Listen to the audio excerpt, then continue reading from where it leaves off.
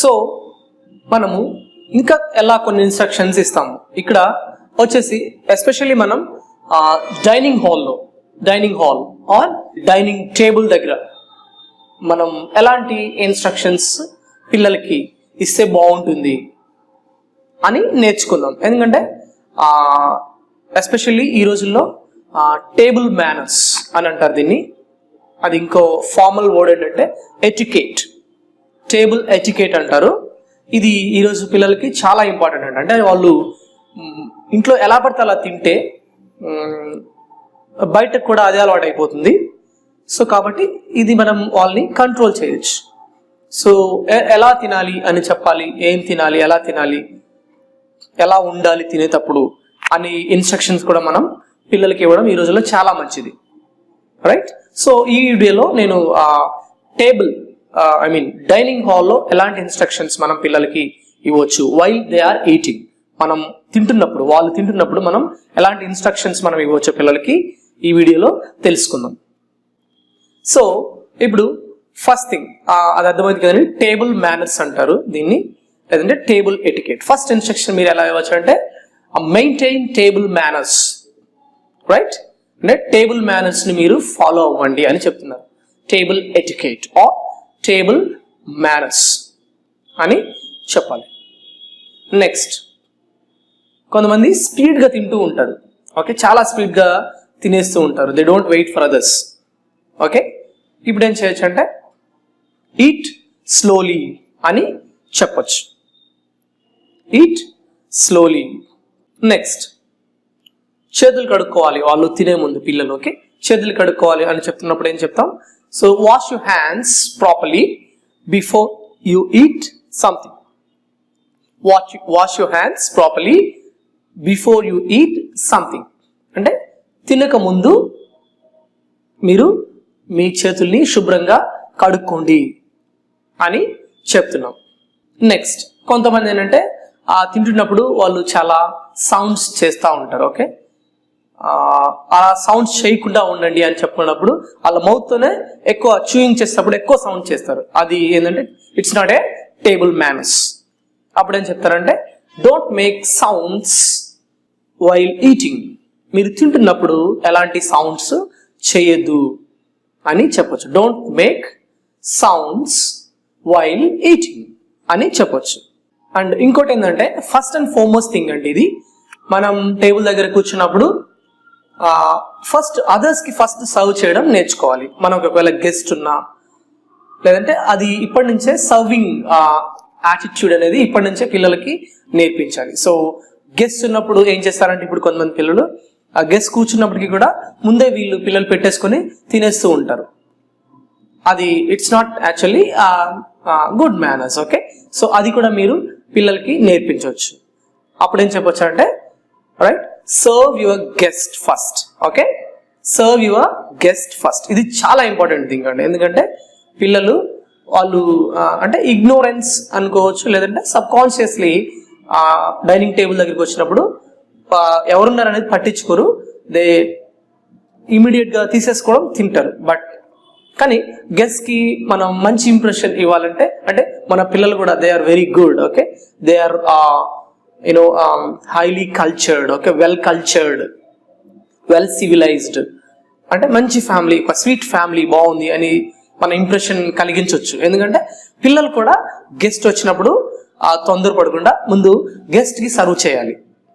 అది చాలా ఇంపార్టెంట్ అండి.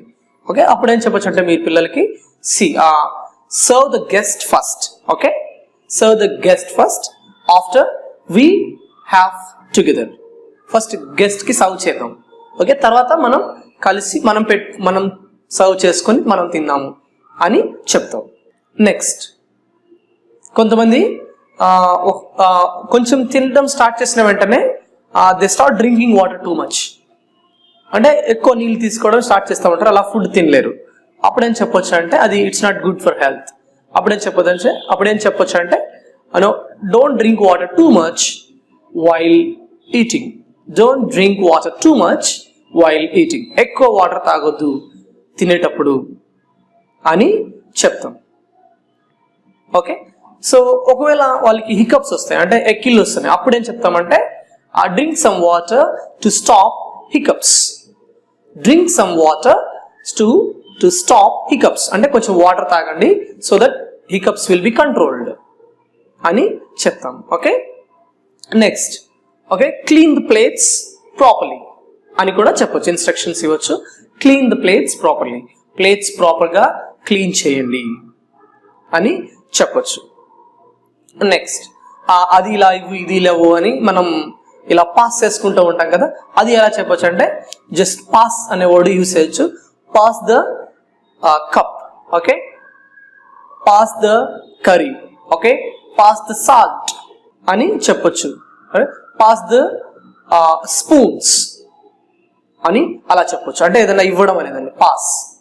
వాళ్ళు కింద ఎక్కువ పడేస్తూ ఉంటారు, ఓకే, టేబుల్ మీద కానీ ఫ్లోర్ మీద కానీ పడేస్తూ ఉంటారు. అప్పుడు మనం ఏమి ఇన్స్ట్రక్షన్ చేయొచ్చు అంటే don't drop the food on the floor, అంటే ఫుడ్ ఫ్లోర్ మీద వేయొద్దు వైల్ ఈటింగ్, తినేటప్పుడు. ఓకే, అదే టేబుల్ మీద కూడా వేస్తూ ఉంటారు. Okay, don't drop the food on the table, don't drop the food on the table అంటే టేబుల్ మీద ఫుడ్ ఎక్కువ వేయొద్దు అని చెప్తాం.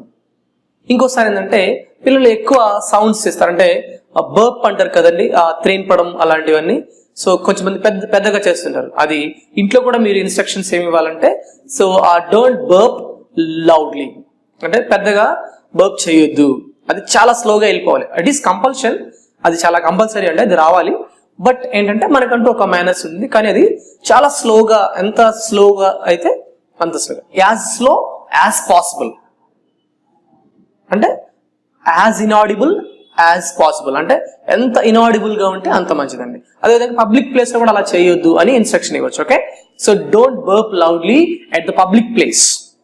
ఎందుకంటే పబ్లిక్ ప్లేస్ ఏంటి, restaurant is a public place, right? Restaurant or a hotel is a public place.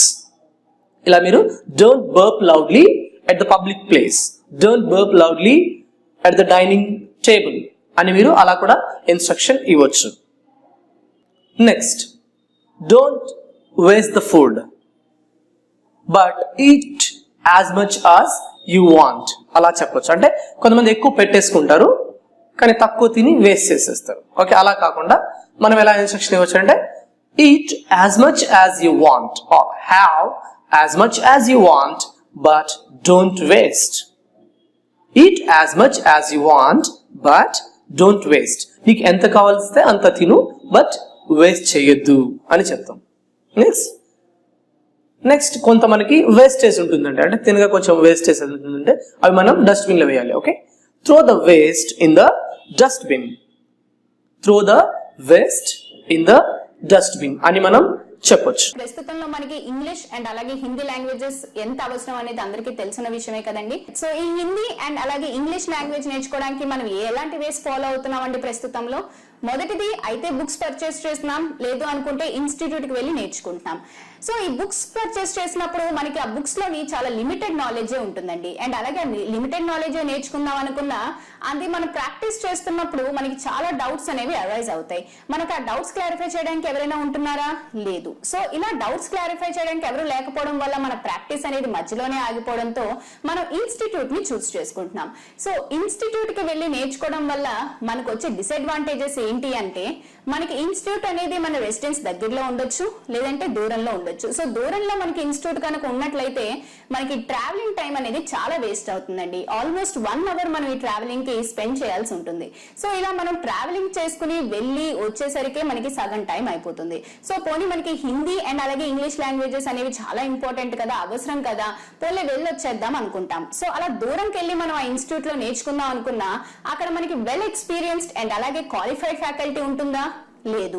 ఒకవేళ అలా వెల్ ఎక్స్పీరియన్స్డ్ అండ్ క్వాలిఫైడ్ ఫ్యాకల్టీని కనుక ఆ ఇన్స్టిట్యూట్ కనుక ప్రొవైడ్ చేసినట్లయితే మనకి అలాగే ఫీజెస్ కూడా చాలా ఎక్స్పెన్సివ్ గా ఉంటాయి, అవి మనం బేర్ చేయలేకపోవచ్చు. పోనీ మనం ఎంత అవసరం ఉంది కదా బేర్ చేద్దాంలే అని బేర్ చేసుకున్నా మనకి అక్కడ పర్టికులర్ గా ఒక లిమిటెడ్ టైం అని పెట్టి మనకు ఓన్లీ 1 అవర్ లోనే ఈ క్లాస్ నేర్చుకోవాలి అనేది ఉంటుంది. అండ్ అలాగే ఒక పర్టికులర్ టైం కి మాత్రమే మనం ఆ క్లాస్ కి అటెండ్ అవ్వాల్సి ఉంటుంది.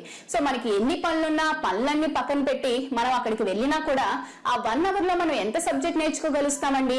మనతో పాటు ఇంకా చాలా స్టూడెంట్స్ ఉంటారు కదా, ఒక 40 to 50 స్టూడెంట్స్ వరకు మనకు ఒక క్లాస్ లో 1 అవర్ లో ఉంటారు.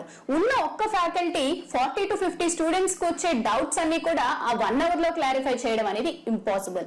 సో మీకు ఈ ప్రాబ్లమ్స్ అన్నిటికీ కూడా ఒకటే సొల్యూషన్ అండి, అదే విఆర్ఆర్ ట్యుటోరియల్స్ వాట్సాప్ గ్రూప్. ఈ వాట్సాప్ గ్రూప్ అనేది బోత్ ఇంగ్లీష్ అండ్ అలాగే హిందీ లాంగ్వేజెస్ కూడా అవైలబుల్ గా ఉందండి. సో మీకు ఈ వాట్సాప్ గ్రూప్ వల్ల వచ్చే అడ్వాంటేజెస్ అండ్ బెనిఫిట్స్ ఏంటి అంటారా? అవేంటో నేను చెప్తానండి.